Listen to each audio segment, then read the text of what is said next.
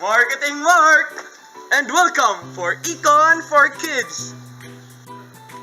On today's episode, we are going to talk about producers and consumers.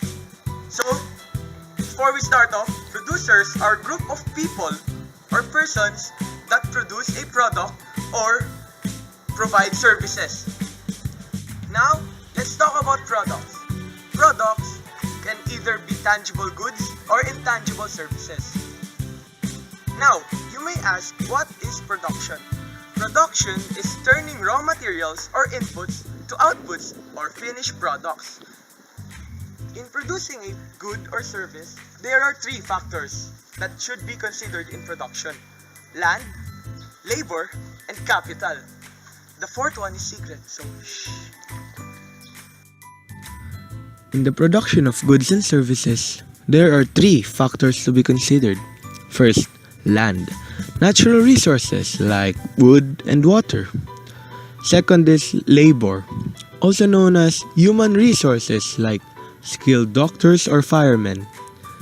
And third, man-made resources, also known as capital. These are factory machines and cars. There's another secret factor in production. It is called an entrepreneur. It's so special that it combines all the factors of production to create a product.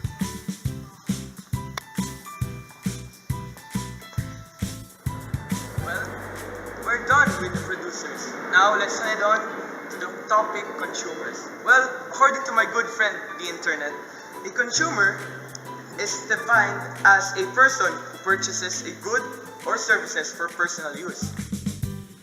Based on sources from the internet, consumers can be categorized into four groups. First, loyal consumers. Loyal consumers are likely to comprise a small segment of your consumer base.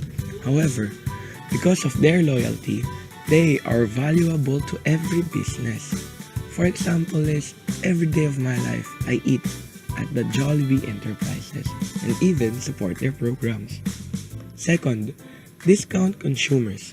Discount consumers are always on the hunt for discounts. As the name suggests, like consumers, they also have a tendency to frequent the same organizations and brands. However, they only make purchases when there is some kind of sale or discount. For example is when, let's say, Ryan is a big fan of shoes created by the company Nike, but he doesn't buy their products unless it is for sale. Third, impulsive consumers.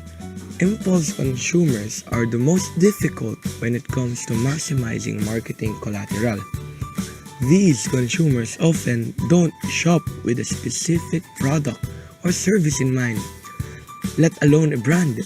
Rather, they make purchases capriciously, buying when something strikes their fancy.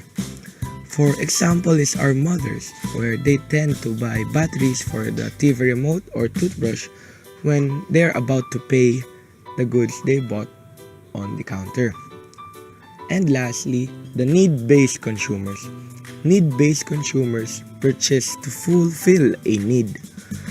Maybe they have run into financial trouble and need advice. Perhaps they are going on vacation and need a new set of luggage. They could be approaching a milestone in their life and are seeking legal advice. In order to market to a need-based consumer, your marketing strategy needs to anticipate these needs effectively. For example is when your family is going on a trip and your mom needs a sunblock. That's only the time to buy a sunblock for your vacation. Okay, that's all for today, kids. Hope to see you next time on the next episode of Econ4Kids. MarketingMark signing out.